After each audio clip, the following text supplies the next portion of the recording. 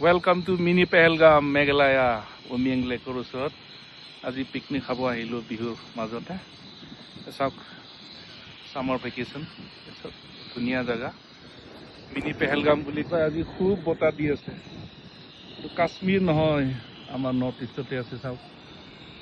পেহেলগাম বুলি কয় এই চাওক